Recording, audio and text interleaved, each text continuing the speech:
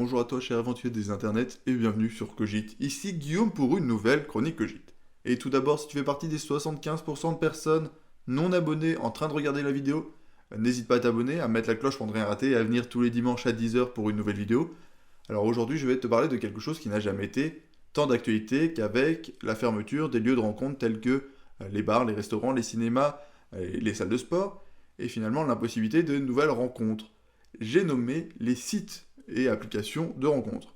Alors même, heureusement pour toi, pas particulièrement de story time à prévoir cette fois, mais une petite réflexion maison. Il existe un paradoxe commun aux sites de rencontres et aux associations sociales, solidaires et même humanitaires comme disons les Restos du Cœur, Médecins Sans Frontières, la Croix-Rouge, Amnesty International et tous les autres. C'est que si tout se passe bien pour les personnes à qui ils s'adressent, alors leur raison d'être disparaît. Travailler pour ne plus avoir de raison de travailler. C'est paradoxal, et comme j'adore les paradoxes, j'y ai bien réfléchi. Alors, autant ça paraît être un rêve pour les associations de ne plus avoir un jour un monde où la faim, la maladie, les violences, la guerre, les inégalités existent, et je pense que les différentes personnes qui travaillent dans les associations feront toujours tout pour qu'on n'ait plus besoin d'eux un jour.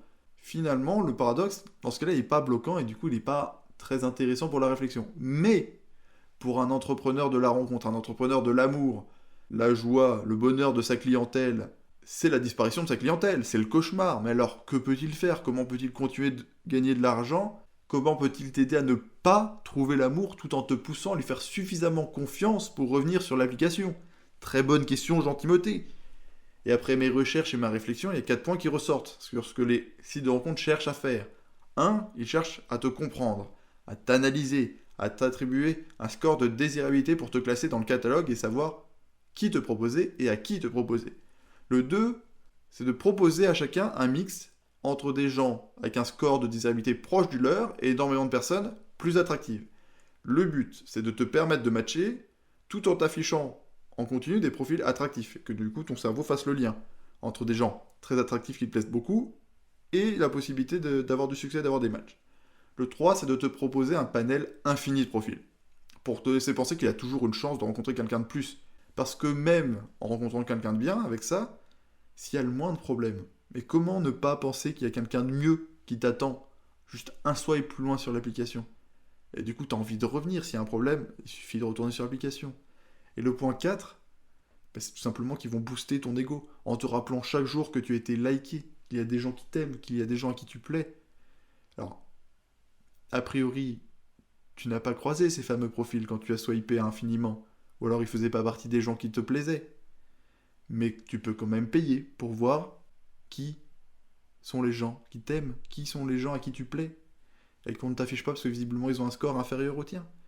Et là, petit être de lumière rempli de licence, tu refuses de penser qu'il y a des gens qui seraient assez vils pour monnayer ton besoin d'amour, ton besoin d'affection. Tu penses que ça ne peut pas être vrai parce que finalement tu connais bien quelqu'un pour qui ça a marché.